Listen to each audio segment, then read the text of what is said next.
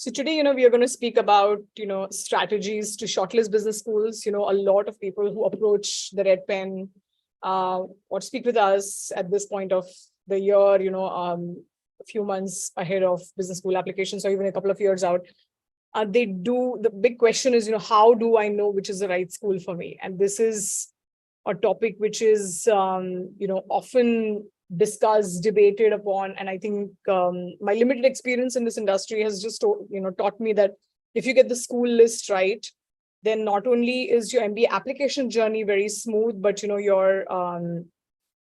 your business school experience is just optimum and just amazing. Okay. So I'm going to try my best to decode some of the strategies that you can use to shortlist business schools. And I hope that, this webinar gives you some tangible, tools that you can implement in your MBA application journey. Okay. So I think we're going to get started. We have quite a few people online already. So we're going to get started. A bit of introduction about, team MBA at the Red Pen. We, are a global team with international MBA admissions consulting experience. Our team has a combined experience of admissions consulting. We have admissions officers on the team. And we also have, MBAs, from all leading business schools around the world with strong business experience, something which is very important, when it comes to business school applications. So we have a mix of industry experience, academic experience, and, we, are proud of our team-based approach where, we bring, our collective knowledge and experience to any applicant's application journey. Okay.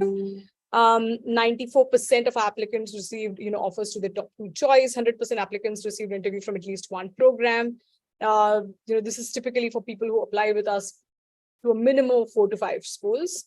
That number in scholarships need to be revised. It is close to $1.6 million now, and about 98% applicants, apply to global top 25 programs with us. Okay. These were the admits in 2021-22, and these were in 2022-23. Just to, spend a minute here. We do have, schools outside of this, but this is, where I think most people are interested in applying, which is why I think these logos made it over here. These are, some of the more prominent schools that applicants come to us for. It's pretty consistent. Results are pretty consistent year on year. And before we get into this, I think this is my favorite slide. I think this makes its way into every presentation that I make, because I always like to reiterate, the elements that admissions officers are looking for when it comes to, your business school application evaluation. At the bottom of the pile is your academic potential. You cannot get around this, no matter what how much you try to cover with your GMAT, GRE. A strong undergrad institution, subject selection, as well as strong undergraduate GPA will, along with your GMAT and GRE, and the breakup of that GMAT and GRE between quant and verbal will definitely be very instrumental in, helping the admissions officer assess what is your academic potential and whether you can handle the academic rigor of the program. Subjects like statistics or quant-based subjects will definitely get you little more brownie points. But if you are from a non-quant background, do not get disheartened. My limited advice over here is, if you're from a non-quant background, try to attempt the GMAT over the GRE. But there is no such rule. Schools do accept either the GMAT or the GRE. So, you can go for any test which you're most comfortable with. It's a standardized test. So take one which you're most comfortable with, take a few mocks and see which you're most comfortable with and take that one. Okay. Your work experience, minimum 3 years is what we advise international applicants. But schools do go to the school website and see if they have a minimum requirement, because I do know that, schools do take applicants with a 1 year post-undergrad experience, 2 years, and of course more than that as well. But minimum 1 or 2 years also is possible. Okay. Unless it's written on the school website, this is not an eligibility criteria, but for international applicants, we recommend that, because the undergrad, especially if Indian applicants are applying, the undergrad is not as strong as a 4-year undergrad in the US. Okay. Your brand industry function, or the brand matters, but not so much. Just the other day, I was having a conversation with someone, and my advice is, don't go over just the brand. Otherwise, you will be just one of the many applying from highly branded, institutions. And that's not going to differentiate you unless you are able to demonstrate what was the specific impact that you were able to create in your role in the organization. Demonstrated leadership. How have you created impact? Leadership, to me, is a mindset. So it is important to think about this aspect at least 2 years in advance. Ideally, you should plan your MBA journey 2 years in advance. So if you are someone, who's thinking 2 years out, you are at the right time. If you're this year, that's fine, not a problem. But leadership is a mindset, but it has to show in different facets of your life, in your immediate communities, in your career, your professional life, even sometimes even personally, right? I mean, so if there are specific examples where you've created impact, and for highly competitive programs, whether you've created impact at scale, what is the complexity of the challenges that you've handled will definitely make a difference, right? Are you able to assess complex situation? What's your decision-making criteria? All business school definitely give you all that criteria, but are you ready for this in terms of, your mind space? Extracurricular activities during and after college. Do not write about extracurricular activities prior to college, remember that. And your fit, which is your cultural fit with a particular program. We'll speak about fit, more in the coming slides, because this webinar is about shortlisting business schools. Okay. Now, all these 6 elements have to be sprinkled sort of over these elements which are, in this vertical box, to the left or right, depending on whichever side of the screen you are. Essays, letters of recommendations, resume, application form, and interview. So all these things are, make their way into one of these application components, which allows an admissions officer to evaluate your application holistically and take all these criteria into consideration. Okay. Now, this is some of the key milestones for round 1 2023 applications. Okay, you can take a screen grab of this this slide and just look at this later. We are not going to go too much into this, but where we are right now, I think we are towards in the month of May. So ideally, by this time, your business school research and shortlist should have been ready. However, if you're applying round 2, then you're still fine, right? This can still go on for another 2 months.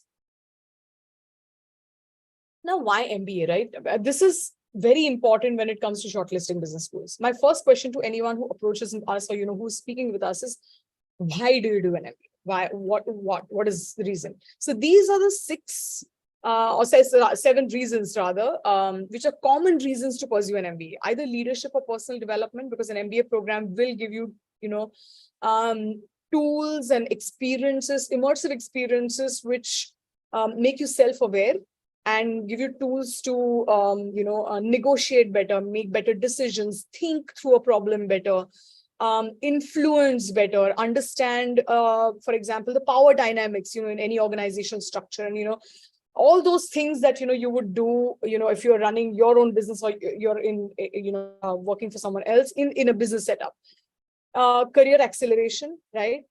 Because all these tools, the further you go in your career, you are dealing with ambiguity, and these tools help you make those critical decisions. Run large scale organizations, create impact at scale. Career transition, if you want to change your career. Now, if you want to change your career into law, of course, business school is not the right place. So it's not any career transition, it is career transition with definitely business as the lever. Okay, if you're a doctor and you're like, I want to understand the business side of healthcare because, I want to take more leadership responsibilities at a particular hospital, then, that may be something for you. Lawyers, sports people, even people who are within business right now, for them to kind of, let's say, pivot into from a technical role to a business role within the same organization. Access to, so try to understand which reason applies to you. Okay. Access to global and enhanced networks. This is true if you want to go to a global school, but if you don't want to go to a global school, that doesn't mean you still don't have access to enhanced networks. Okay. Networking is a huge part of a business school experience. And those networks serve you, well for years to come. Okay. Entrepreneurial aspirations, if you, it's a no-brainer. Entrepreneurs sometimes would, it's either you learn through experience, right? Or when you go to a business school, you get these tools, right? So if you want to be an entrepreneur, harbor entrepreneurial aspirations, a business school is a great place to go and, discuss your ideas, get feedback from professors, from your classmates, to test and try. Many business schools have incubators, so I think they give a lot of tools, and many investors come to business school campuses. So I think it's a great platform for entrepreneurs to kind of spend a year and a half, 2 years sometimes.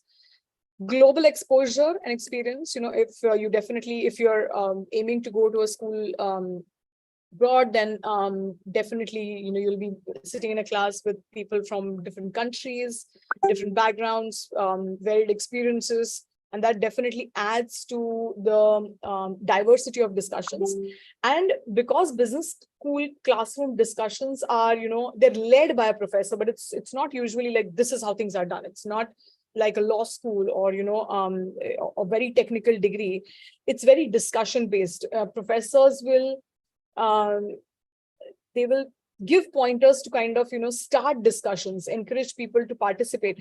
So having a diversity of thought in the classroom is very important, and that allows you to think better when and that benefits you usually personally also. It's a very often overlooked aspect of business school experience, but going to business school does help you personally also a lot.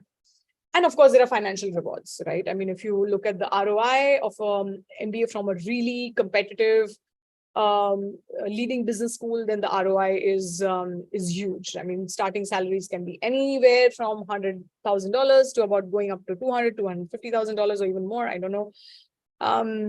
So that is definitely very lucrative, for anyone as a reason to pursue an MBA. These are the types of MBA programs, right? When you're typically in terms of bifurcation, and when you are selecting a program, it's good to know that there are these different formats for programs available. I'll just explain all of them. The very common or the popular one is the daytime or the 2-year MBA program. Okay, you spend 2 years on campus. It also has a semester of internship. So once you go, there are companies who come to campus, you interview for internships, and then you go for internship in the following year, right? Then you have a 1-year MBA. Most European programs are 1-year MBA programs, except for LBS, and Kellogg also offers in the US. Kellogg offers a 1-year MBA program. Cornell used to offer a 1-year accelerated MBA program as well. You have part-time MBA programs. Part-time MBA programs are good if you're living closer to campus. If you're someone living in New York, you can pursue the part-time MBA program in NYU Stern. Or, if you are, let's say, in some of the neighboring states, if you're like someone who's like driving down to work or whatever, then you can. The beauty of a part-time program is you can do it at your time. The flip side, or the downside rather, of a part-time MBA program is you have to structure your own curriculum. It is not set for you, right? For a 1-year or a 2-year or an executive MBA program, the curriculum is set. There are X number of semesters and X number of credits to be taken per semester. And then at a definitive time, you basically graduate. In a part-time MBA program, it will depend. You have the flexibility, but the downside of that is, your class is not the same. Someone may take 2 classes in a week. Someone may take 5 classes in a week. You will not have that camaraderie of, being in one classroom and bonding with a certain set of classmates over a period of time. So executive MBA and global executive MBA program are for working professionals. It is important that you're employed when you apply to these programs. And even throughout the program, it is mandatory. You cannot get into a global or executive MBA program and quit your job. That's really not allowed. Stanford MSX and Sloan Fellows programs at LBS and MIT are essentially residential MBA programs for experienced professionals. So if you have a minimum of 10 years of work experience, we recommend that you attend these programs. There are online programs, multiple online MBA programs. There is also tech MBA programs, which are very, gaining popularity as of now. Some of the leading business schools, NYU Stern, Cornell, and Kellogg offer tech MBA programs. tech MBA programs are, sure, I think someone has raised a hand. So I think I will just take a question. Just give me a minute. Let me just finish the slide.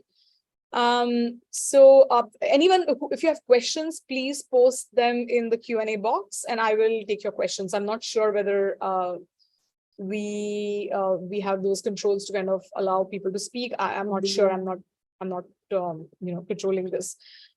So just post your questions in the Q&A box and I will take all the questions, at the end.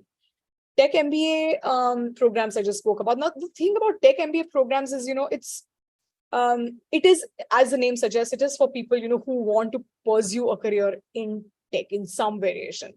But tech is now, disrupting almost every industry, as we say. So, it's many a times, it's not a tech MBA, someone who wants to pursue a career in tech can look at a tech MBA program, but they can also look at the typical 1 year or the 2 year MBA program, because they will definitely give you similar benefits, but the tech MBA is focused on tech as an industry. So it's definitely a more richer and a more deeper experience concentrated within a particular industry. Okay. Deferred MBA is for applicants who are in their final year of graduation to apply to secure a spot at, one of the 10 to 12 business schools, which only offer the limited number of schools which offer that, to secure a spot where they can start their business school journey 2 to 5 years later. Okay, so you're securing your seat in advance. Your academic experience, academic potential, counts a lot. Your internships will count a lot. So, if you're a student watching this webinar and thinking of a deferred MBA, do think about your post-MBA goals and, take internships accordingly. Okay. All right. So these are the types of MBA programs which you should know when you are researching for schools, and because these will play an important role in deciding which kind of program you may want to go one over the other. Let me just look at some of these questions. Okay, so Divya Sharma has asked, how will a tech MBA be different from a regular MBA curriculum wise? So the basic curriculum, is going to be the same, but the electives will be different. Okay. So you will definitely have the basic curriculum, which is your marketing and economics and leadership development, organization development and change, and those basic subjects are going to be the same, from a graduation perspective, but the electives will be different. So electives will, primarily focus, I'm guessing, mainly on the tech pieces. On case studies might also be, only on specific companies within the tech industry. So what I would recommend is these 3 programs, Cornell and Stern, and they have so Cornell and Stern programs are 1 year programs. They're in Manhattan. Okay, even Cornell, even though the school is in Ithaca, the tech MBA program is in Manhattan. It's a 1 year program. There's no internship. For Kellogg, the program is called MBAI. It's a 15-month program. It's so 1 year is the curriculum and the semesters and everything. And you get 3 months of internship. Okay. Are there options for global MBA executive programs? Yes. Global MBA, you should look at Duke, Fuqua's global executive MBA program. You should look at INSEAD. You can look at London Business School. They run global MBA executive programs. Global programs basically mean that every quarter you meet in a different country, and then in between, I think, like Fuqua's, is definitely, I don't know if the others of the format has changed, but Fuqua's, I remember very clearly, every quarter you meet in a different country, and in between that, the classes are virtual. So that allows you to stay in your home country and still be a part of a big brand, and, have access to the networks of Fuqua. And otherwise, for executive MBA also, you need to be in the country or in the city or closer to the city at least to be able to do an executive MBA program. I was, living in New York, so I was able to do Columbia's executive MBA program. Can you please guide a bit about Stanford MSX and the fellow programs at LBS and MIT? So those are residential programs, which basically means it's like a 1 year or 2 year MBA program, but for an experienced professional. Okay. So so if you are someone, who has 10 years of work experience and you're like, I want to go do my MBA because I'm looking to accelerate my career, to do a career transition, you might think, oh, if I go and do the typical 1 year MBA program, or if I do the 2 year MBA program, you might be sitting in a class with an average age of 4 to 5 years of experience. And maybe you don't get more out of that, because these are people, perhaps who are focused on the next job after graduation. You are perhaps, because you're more mature in your experiences, you are looking for something else. You're looking for, you want to have this classroom discussions at a different level of maturity, different level of complexity. So to have access to that kind of a network, you can look at a program like LBS Sloan or MIT Sloan, or Sloan Fellows program at LBS MIT, or the Stanford MSX program. Okay, rest of the information you can definitely find on the website. Can career transition happen across industry? Yes, career transition can happen across industry, across job profile, across geography. Okay, the three factors when you're looking at transition, the three things: your geography, your industry, and your job role. Typically, if you go to an MBA to change all the three, you are a triple jumper.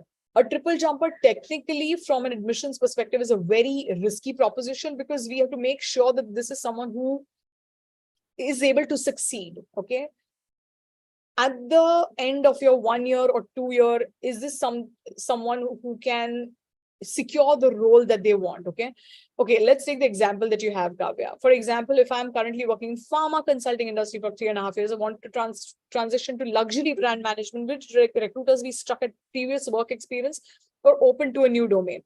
So what you have to understand, Kavya, is that you have to bring something to the party, okay, which is technically called as transferable skills. And this is what the career management center at a business school will typically help you. Once you're in business school, that's how they help you transition a career. So if you're in the pharma industry and you want to go into luxury brand management, what you could do is, now you're not given, but let's say, assume, okay, you're a product manager in a pharma industry. You can say, I want to be a product manager in a luxury, high-end luxury, a company which sells high-end luxury goods, okay? Or, a consulting firm which is consulting brands on luxury brand management. So try to at least keep the role constant. And if you're able to keep the geography constant and just changing one factor, that it's not easy, but it is easier comparatively. Okay, so I would recommend that you think about what are the transferable skills. Now, if you are like, I'm a product manager in a pharma company in India, and I want to work as as a marketing specialist in a luxury brand management in US, you're changing all of that. Okay, I would never say it's impossible. I don't think there's no impossible word in my dictionary, but it's definitely difficult, and you will have to jump through certain hoops to make that a reality. And you have to be sure that you want to do this post MBA. Okay, that's another thing. That's for another webinar to kind of. But your post MBA goals should definitely be a very important criteria when it comes to shortlisting business schools. Okay, because that business school has to set you up for success. Okay. Now, will a software developer working in a banking domain be difficult profile if considering to switch to finance with no experience in the domain? It's an interesting question.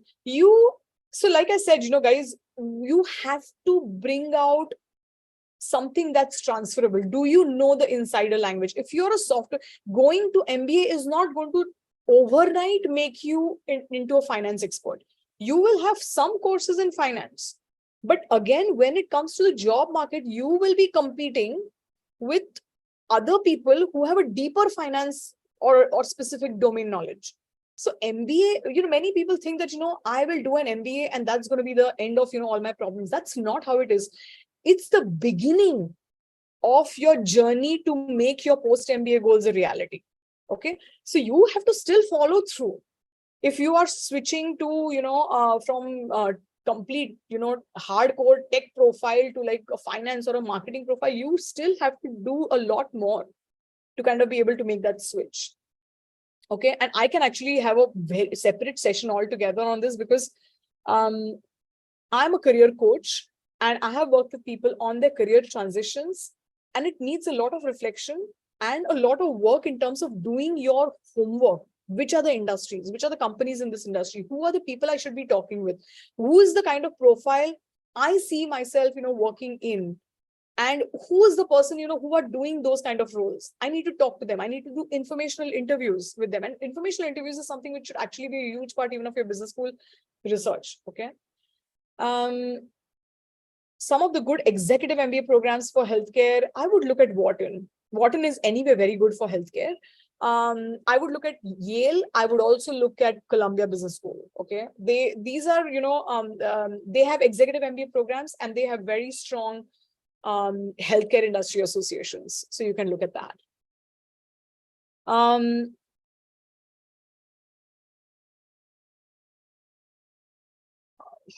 Are scholarships available for executive or one-year MBA program for a working professional? Executive MBA, it is scholarships may be available if your post MBA goals are, or if you're transitioning into an industry like, let's say, not-for-profits. If you're like, I'm going into an MBA is a very expensive degree.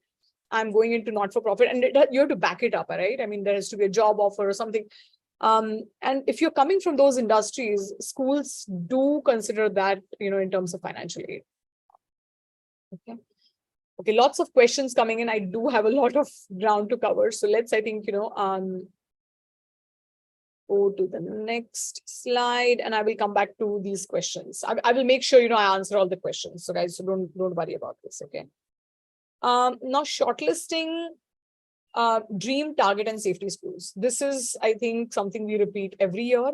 In fact, not recently, just literally this Monday, I did a webinar with GMAT Club where, we had some of our successful Red Pen applicants, sharing their application journey. And one of them did speak that, have a list of dream, target, and safety schools. If you are someone who's very clear that I don't want to do safety schools, I only want to do dream schools, this is my list, go for it. But own it, okay? Don't get into this confused zone that, oh, I wanted to go to Columbia, Booth, or Wharton, but now it's not happening. But I'm not sure whether I want to explore, schools, below the M7s, and I want to look at this school or not look at this school.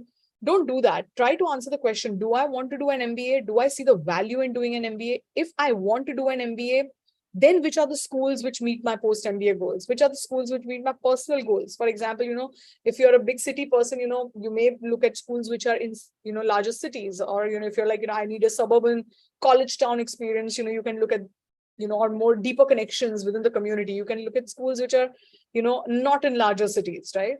So the self-reflection is very important. And my favorite tool for self-reflection is very simple. It's literally, you cannot see probably, it's a writing pad and a pen, okay? You just keep a pen and paper handy and jot down your thoughts. What is it? What are the criteria in a business school that you are looking for? Prestige, brand, we'll come to that list also later. But understanding yourself will help you build a better narrative even in a business school application. So what makes you who you are? How are you truly unique? At the Red Pen, we have a questionnaire. It's a 20-page questionnaire that you have to fill out. It takes about a week if you do it like with dedication, but it significantly improves your the way you answer business school questions, whether it's essays, whether it is your letters of recommendations, whether it is your interviews. You will answer those questions significantly better because you've gone through that awareness. Okay, your childhood, school, college, and career experiences, and how they make you who you are, and how does that connect with your post-MBA journey, and where does the school really come in? Because the school wants to set you up for success. They need to make sure that, is this person really sure of what they want, and can we help this person succeed? They are not rejecting you because you are a bad applicant. They are rejecting you because they have probably selected someone else who's a better fit. Okay, so here you demonstrating that fit to someone else, but before you do that to someone else, you have to demonstrate that fit to yourself. And so knowing yourself, what is your leadership brand? Are you an aggressive leader? Are you a thoughtful leader? Are you a quiet leader? I don't know if any one of you who's read the book Quiet, which speaks about, how people who are introverts can actually be very, very strong leaders, right? What problems are you trying to solve in society using business? Do not go to business school and write business school applications that I'm a private equity analyst. I've worked on X number of deals, and every deal I have made 4X returns. That's not differentiating you at all. Are you trying, as an investor, are you trying to solve a problem using business in society? Look at that. How do you make decisions, negotiate, resolve conflicts, or approach problem solving, right? What is your thought process? So, there would be an essay. I think the essay which comes to my mind is Fuqua's top 25 things. I mean, we, so I'm a part of AGAC, which is an association of international graduate admissions consultants. And last year, every year, AGAC has a conference, which brings admissions consultants and admissions officers together. And last year, we had this amazing workshop where, Fuqua's admissions team had us do the 25 random things, essay. So Fuqua asks you, I don't remember the exact, essay, but it's about, tell us 25 random things about you. And it's very interesting that, when you write 25 things about you, a certain pattern emerges to who you are. And it's about, are you taking yourself too seriously? Are you like trying to impress? Are you trying to be a Machiavellian? Some pattern or trends try to emerge. So before you put all those things in the school application, you doing that and trying to understand yourself better will give you a stronger understanding of then what is it that you're looking for in the school. This is like, looking for a partner. It's like, if you don't know yourself, you're like, I need someone, who has a great sense of humor. And then, but I don't appreciate humor. Then why would you need someone who has a great sense of humor? Sorry, I don't know if that was a bad example, but I think this is, it's pretty much like that, right? When you write a list, that this is a list of things that I'm looking for. But before that, knowing yourself is very important. And this questionnaire that we have is guys, it's very good. I take immense pride because we worked a lot on this questionnaire. I took a lot of my coaching experiences to build this questionnaire. We also went and looked at, what business schools were offering, tools, schools like Haas, Stanford, Yale. Guys, these schools offer, a lot of tools and tips that you can actually use in your business school applications. Okay, they Stanford ran an entire series of, how to work on your resume, how to work on the essays. Yale has, an interesting, if you're signed up to the Yale website, you get these inbox application insights where they speak very authentically about, building things in your resume. They speak about concerns that students had and what admissions officers are really looking for. So sign up on these school websites, which are even remotely. So if you make, let's say you make a list of 20 schools, right? And you're like, now I have to kind of eliminate some of these schools. If you sign up on the website of these schools and then, you're following their blogs and everything, you start to get an understanding of, what these schools are and stuff, right? And some of these, like I said, they will give you very helpful tips and tools which you can actually use in your applications. You don't even need to go to a consultant if you follow that advice really well. School research criteria. Okay, so first step is knowing yourself. Second is a school research criteria. This is a comprehensive list which I made of factors. I think we already, we have some time. So I'll go through this, but not through very detail. Culture and values I already spoke about. Now, going through every factor, I'll also be upfront that, I can go through each and every bullet point which is written over here. But what is important is customizing this list to your application. Okay. When I say culture or values, look at the culture of the school. But culture is easier said than done. Sometimes understanding a school culture remotely can be very challenging. And sometimes, you go to campus, you meet people, you meet adcoms, and you're like, I get it. I get the school, right? And every time going in person may not be possible. And every time you go in person, you may not still get the school. So my formula, for decoding culture or values is to basically talk to as many people as possible. I would document that. I would make an Excel spreadsheet. I would have a tab for each of the schools. I would make a list of all current students, alumni, admissions officers, any prominent, alums from a particular school. And I would have a list of questions, which I will come to in one of the later slides. And I would talk to them. I would do these informational interviews and get this information. You will be surprised. Every school, every business school alum will tell you that the school was very supportive. The network was amazing, and everyone supported each other. It was very collaborative. When people write these things in their business school application, why Kellogg? Why Columbia? Because Columbia has a very collaborative culture. But collaborative culture exists at Harvard and Stanford and Fuqua and Ross and Darden, right? So what makes Columbia apart from what part of Columbia's culture makes it apart? For example, New York is a very integral part of Columbia's business school experience because there are so many things to be done in the city. So the flavor of New York blends into the whole business school experience. If you understand big city life, if you are like someone who enjoys that, then you will probably have more affinity towards, a Columbia or a Stern over, a school which is not in the city. Location, similarly, location will matter. US or Europe, Singapore or, Germany or, where do you want to live? It's going to be 2 years of your life. So where are you most excited to live and explore? Where is your post MBA industry, right? Where is that concentration where you want to kind of build a global network for years to come, right? Cost will definitely make, one of the factors. Duration of the length of the program, we already spoken about 1 year, 2 years. So look at that, how much time you want away from work. Some entrepreneurs tell us that I'm not interested in internship. So Columbia has a J-term program. Go for it. No internship. 1 year programs. Go for it. All right. Curriculum will make a difference, right? Some schools like Booth, it's a flexible curriculum. Only one course lead is mandatory. All courses you have to design your own curriculum. Okay. On the other hand, most schools have they have core courses and then they have electives. Okay, electives, there are very few schools who will offer like tracks. Like Kellogg will have a technology management pathway, and then they get the electives within that pathway, healthcare management pathway. There are courses within that pathway, so you're able to specialize, like go take electives in that particular pathway, which can be very attractive. Or there could be others like Columbia where there are like 200 electives and you can just pick and choose, and you can do marketing and finance and this and that, and you can just you don't need to kind of pick one path over the other, for example.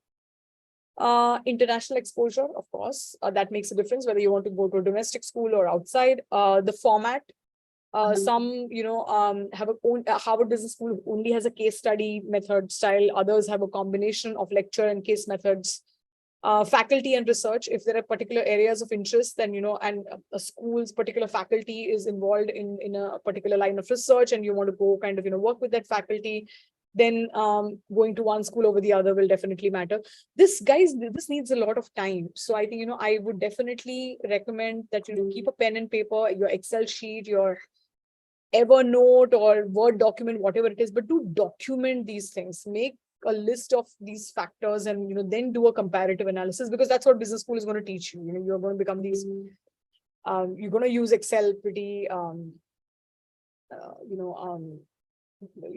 pretty often to during your case studies.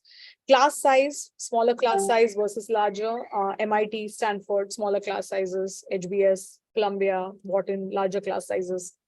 That will make it's interesting that the class size will also inform the strength of the alumni network. So if you are someone who's going to that level of detail, then consider that as well. Class diversity, I think most leading programs definitely they take care of putting a very diverse class together. So this is not something that for an applicant to kind of overthink. And alumni networks and benefits. This is very important because it's a very expensive degree. It's an expensive investment of your time, of money, of the opportunity cost of employment that's not taken up. So you should look at after you graduate from school, then what are the alumni initiatives that the school has taken? How can you continue to be engaged with the school, right? If this is something I think you should going and you should definitely look at that. Okay. Business school research and selection. Now, the earlier list, I think I just, I have broken this down into, you can take a screen grab of this because this was the list, which is the research criteria. And here For each of the criteria, I have given the factors to consider. And I think I spoke about that in the earlier slide, but so I'm not going to repeat all of this over here. But like I mentioned, and I'm repeating this, but please document your research. You will thank me later, but that documentation will plays a huge role in how you think. Your thinking becomes a lot more structured. And when you're writing multiple applications, which can get very arduous, it's a very emotionally, draining process. This will help you. It'll help you keep your thoughts clear, because what you think, what you actually know, and what actually translates on a paper can be completely different. And what someone sitting, 20,000 or 10,000 miles away, can have a lot of gaps. So document your research. Okay. Some of the research methods: review school websites and social media channels. Going to a school website is basic. It's basic. It's a given. I mean, I don't even need to include this on this webinar. Going to school's YouTube channels. If you're on the train, plane, walk, whatever, just listen to a video. It will give you an understanding. And listen in about an area of your interest. If you're like, I'm interested in marketing, I really want to understand, what is a certain school's professor, talking about marketing. Some of their videos, some of their masterclasses are, on the YouTube channel. So listen to that and see, what you pick up from that. If you're able to document that. We had someone who listened to podcasts of these professors, for value investing at Columbia Business School. And he had done that for 2 years. And we wrote all of that in his essay, and he did make it. And he was writing about a very bold career transition in an industry where he had no prior experience. But that demonstrated interest, and where he could strongly connect that, I have this, I have listened to all of this, and and I have implemented all of this. And this is why I think it makes sense for me to come to your school and not this school. That makes a huge difference, right? Speaking with current students, alumni, admissions officers, and faculty, it's, you have to do that. Make a list. Okay, go to school websites and make a list. Go to LinkedIn. Today, we are living in an age where, access to information is not that hard. Okay. So also I would say make a list of at least 25 people per school with a combination of these. Okay. If more, you can go right up to about 40 as well. The more information you have, the stronger your application, the stronger your interest comes across, even when you make it to the business school interview stage. And so that definitely makes your journey a lot easier. Visiting schools to get a first-hand experience on the vibe on campus. If you're able to do that, it's fine. If not, it's not going to be held against you. Okay, it's not the end of the world. Sign up on school websites. Sign up for Google alerts for schools. So if there is something about the school that comes in the media, you get to know about it. If there's a change in dean, there could be a change in the outlook of a school with focus on, let's say, entrepreneurship, focus on strategy, focus on a particular industry. So do that, right? I mean, certain schools have been recently very vocal about supporting MBA applicants who want to focus on careers and sustainability. Okay, they are giving FUCO, for example, has an Impact Scholars program. They are giving scholarships in double digits, okay, which is huge. So more than definitely about 80-90 people, I don't know, could end up having. It's not like just 5-10 people are eligible for that scholarship. They are giving in double digits. So definitely you may be eligible for that if you're pursuing a career in sustainability. Okay. When you are adopting any of these research methods, you have to understand that your professional experience is at the center of the MBA application. Okay.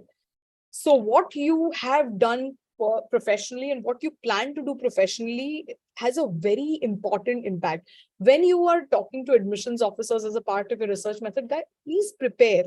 Don't just go and just unprepared and have a chat. Okay. When you are talking to these people, consider every experience as a part of that interaction that you're going to have, which will add up to, your business school final admission. Okay. So present yourself well, present yourself professionally, gather your thoughts, speak succinctly, briefly. prepare yourself. No matter who you speak to, you don't know who might, just give feedback to the school that I spoke with this person and this person is going to be an amazing addition to the school. I don't know. I'm just saying.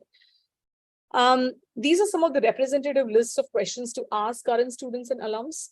Why did you choose the school? What surprised you about the school? What was your experience when talking to an alum? What clubs did you participate? Clubs, a very interesting thing about clubs. Many clubs also invite or are open to inviting prospective applicants to club events. Okay. And some of them, if they are hosted online or, hosted, let's say, a Wharton club in Mumbai perhaps is doing something and they're like, open to try to find that out. If you know any Wharton alums, try to find that out that, hey, in this city, are you doing an event and are you open to having, prospective applicants, join this to kind of just get a feel for the school.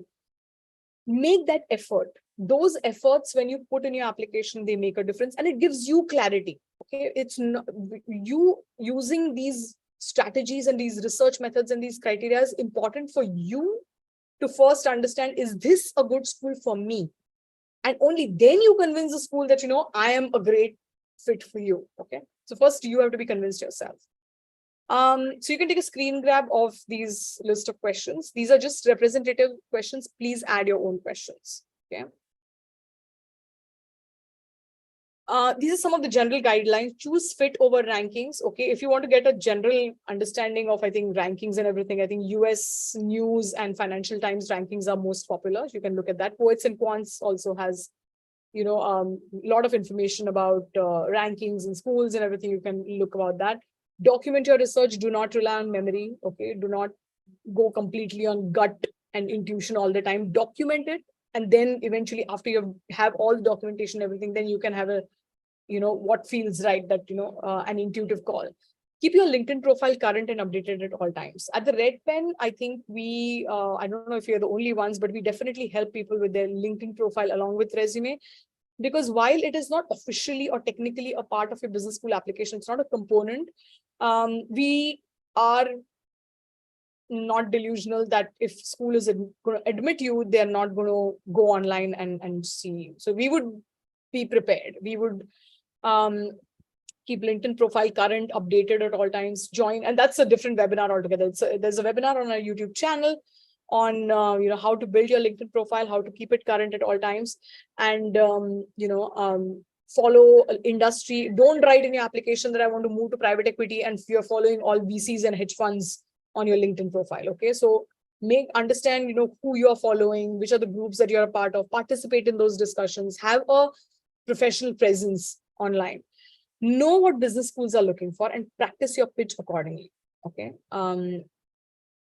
Get to know what admissions officers at each of the schools on your list, know them by names, right? Know them by names, by their designations, what they do. It's always nice. And it always shows that, you have done your research. Okay. Put together a long list of 10 schools and a short list of 5 schools to apply in each round. Like I mentioned, it's always good to have a list of dream, target, and safety schools. Usually my advice is to apply to a mix of dream, target, and safety in each of the rounds.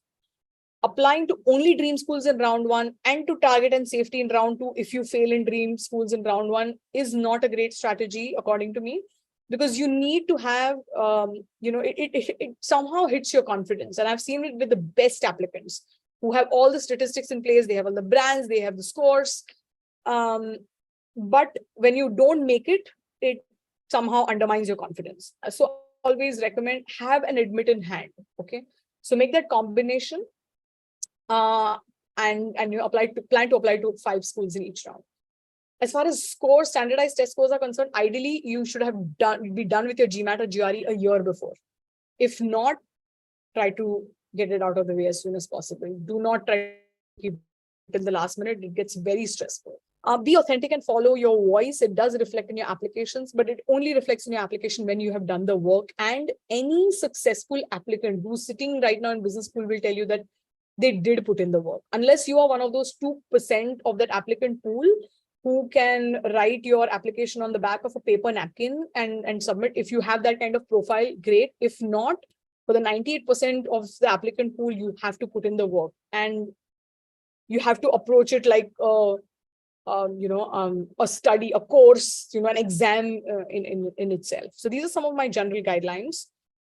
This is now an open forum Q&A. There are already 6 questions, so I'm going to take this. How much time do we have? Oh, we have only 10 minutes. Okay, I'm going to try my best. For 17 years of work experience, wanting a full-time program, do you recommend only Stanford and Sloan, or are there other options I could look for? Will the regular MBA not give the admission and desired output for leadership?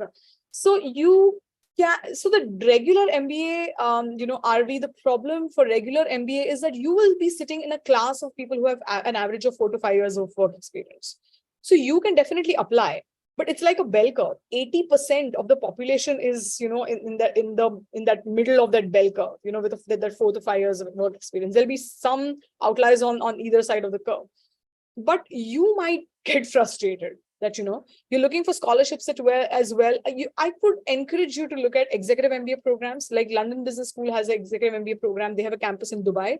They have the global executive MBA program in INSEAD as well. I would look at Fuqua's global executive MBA program. I would also look at those Sloan Fellows program at MIT and LBS, and as well as Stanford. So for someone with 17 years of work experience, that would be my recommendation.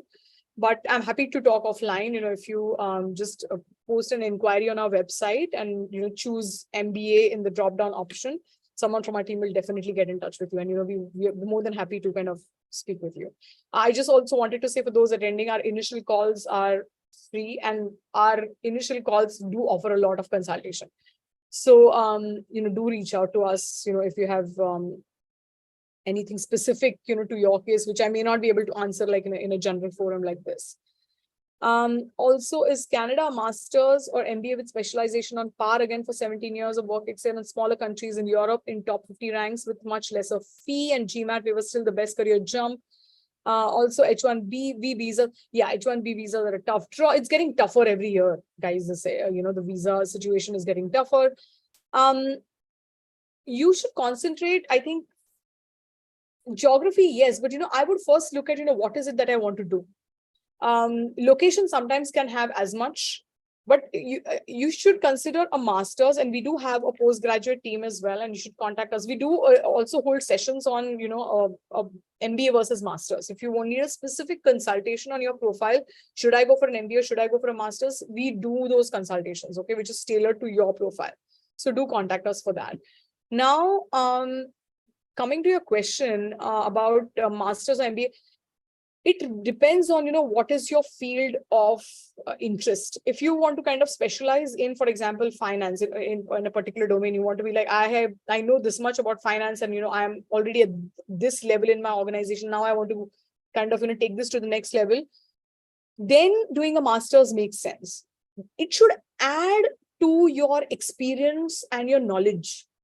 Right? I mean, you are investing in that to take you to the next level, and not to impress someone or, just put someone in a resume. No matter whether you do a master's or an MBA, eventually you have to make your career happen. Okay, whatever are your post-MBA goals, you have to go in knowing going to a Wharton or a Harvard doesn't solve your life's problems. For many people, the problems start from there, because you're sitting in a class with highly competitive people, and recruiters are spoiled for choice. And who should I recruit? And you are setting yourself up for even bigger competition. Okay. So always approach, whether you're doing an MBA, whether you're doing a master's, and whether you're looking at these school research criteria, be very clear on your goals. What is it that you want? Which is why I keep saying that, you should start 2 years in advance. We also help applicants, who come 1 or 2 years in advance, by the way, so yeah, something I just wanted to share.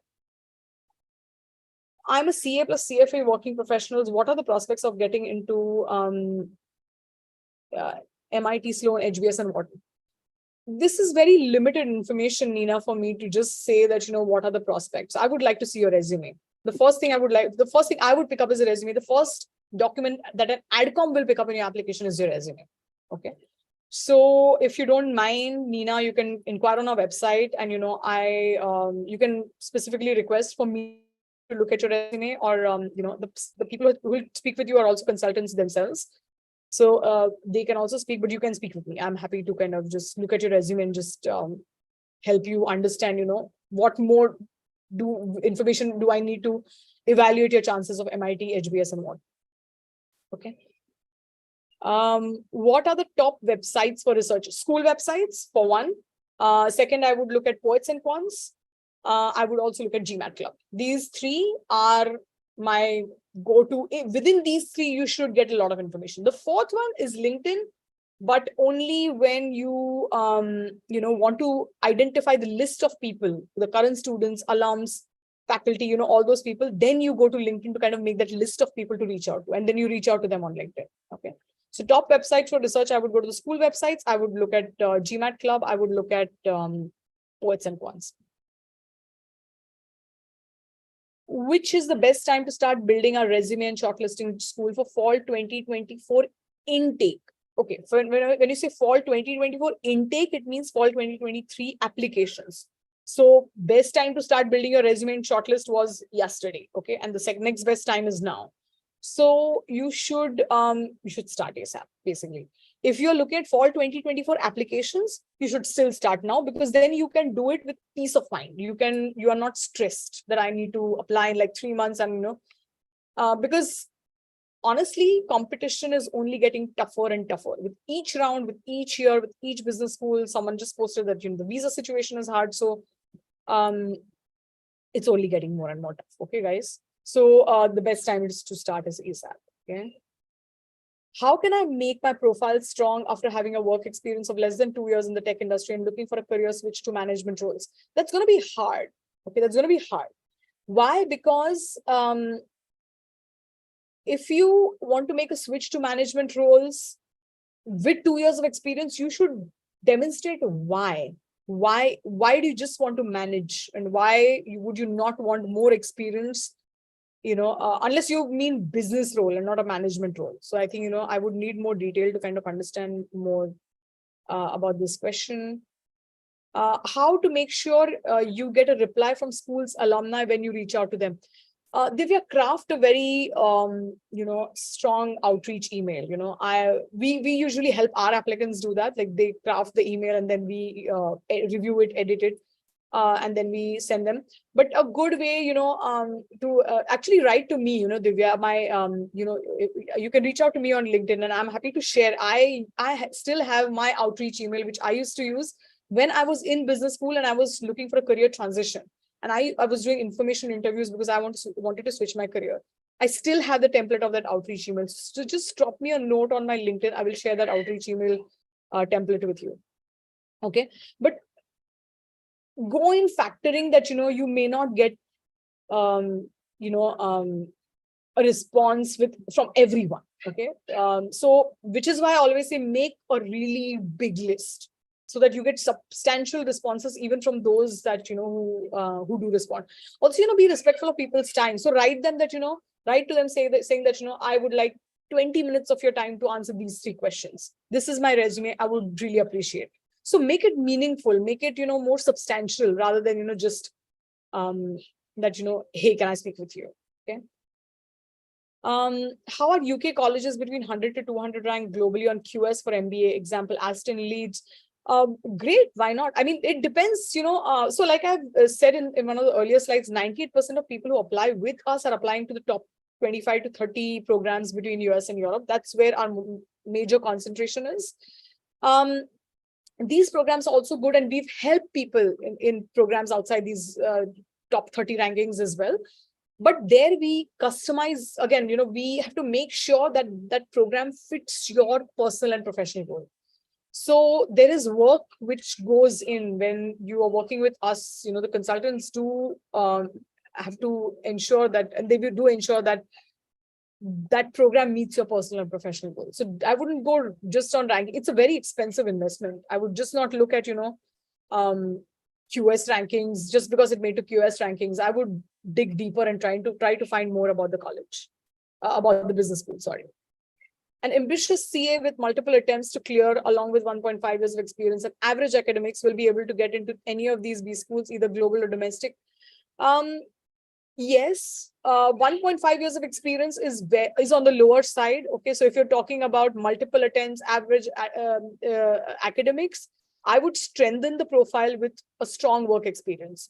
Okay, a strong work experience, I feel, is your strongest leverage in a business school application.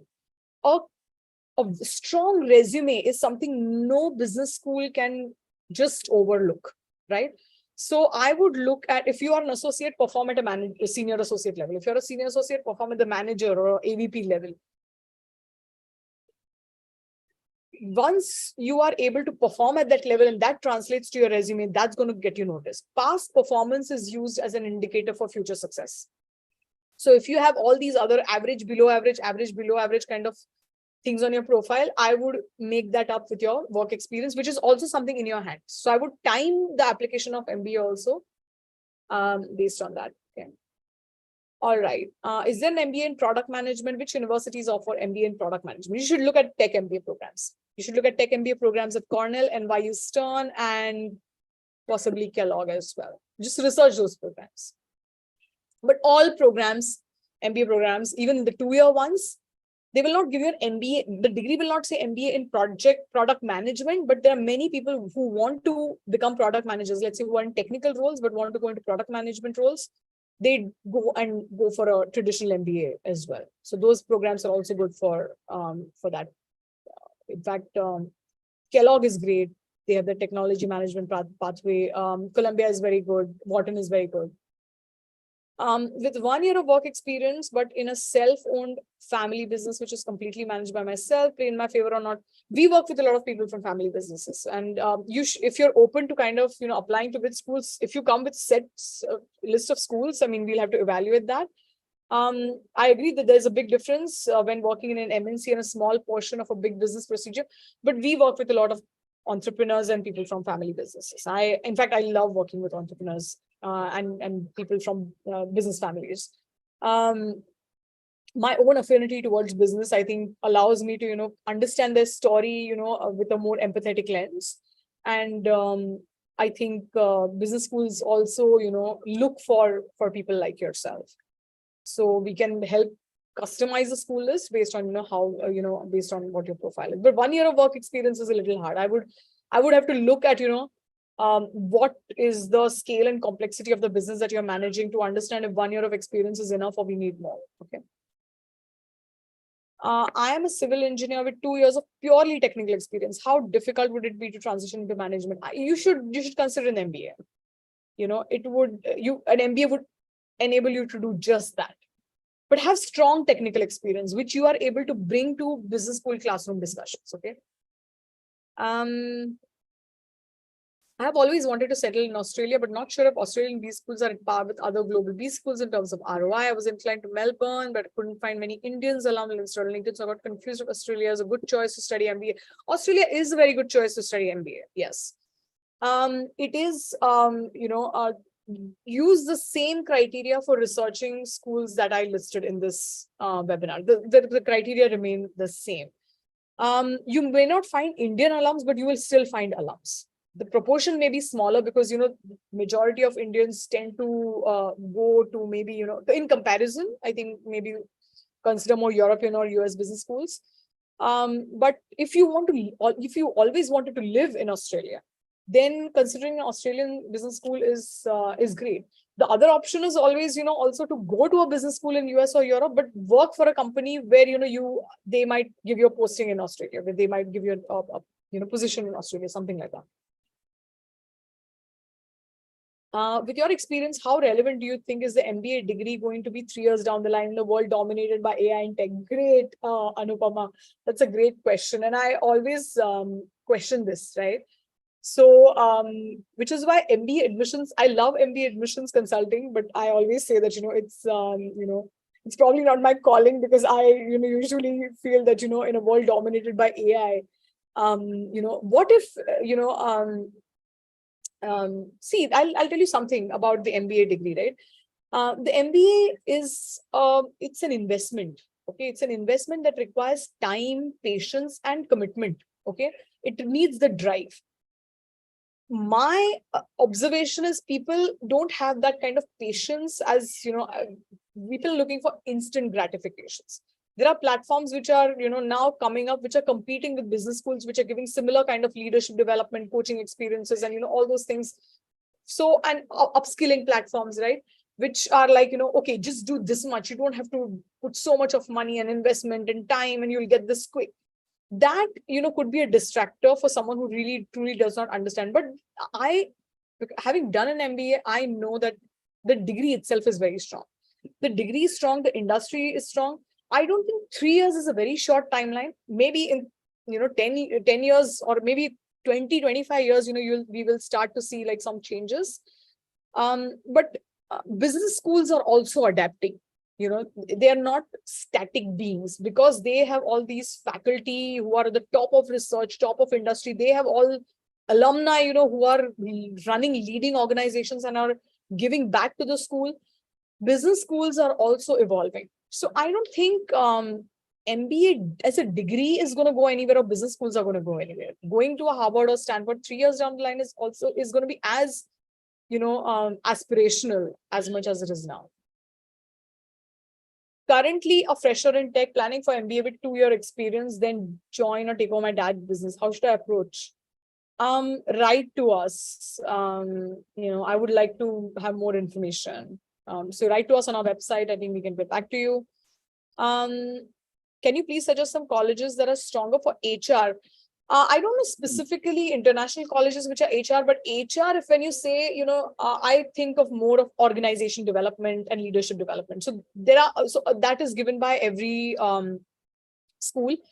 And there will be courses, there will be case studies and across multiple courses that will have that people and psychology angle in that, which you can obviously use for HR. If you're looking for HR specific MBA, I would look at masters in organizational development and psychology. I would look at that. Considering career switch, this is the last question, and any questions after this, please write to us. Let me just share this, the website link. Where is the website? Yeah, just follow us on my YouTube channel and LinkedIn, and just write to us. But this is my last question. Considering career switch, would you say fields like masters in entrepreneurship good in today's world with so many changes, and which university do you recommend these days, or an MBA but in these specializations like entrepreneurship, sustainability and sustainability, etc., also give the same output, and which options would you recommend? Harvi, I think it depends, right? It depends on your post MBA goals. If you're like, I want to work in the US, then going to an MBA might be great. Have that internship, gives you more network to build a global network. Masters might be good if you are looking only for very specific, very niche, and you're like, I don't want to get distracted with an MBA. You'll have multiple clubs that you can join, multiple industry associations that you can join, multiple events which are happening on campus, multiple recruiters who are recruiting across industries. You can go and sit and listen to their presentations. Masters can be restrictive in that particular industry, or role, depending on the kind of masters that you're talking about. But talk to us, I would say, RV, that this would be a very specific answer to your case. So I would like to know more about you. How can one strengthen their profile in terms of extracurriculars for fall 25 intake? For fall 25 intake, good question. You're right on time, Melna. What I would recommend is identify one or two strong interests and understand why does that interest you, and then pursue extracurriculars accordingly. Don't do everything.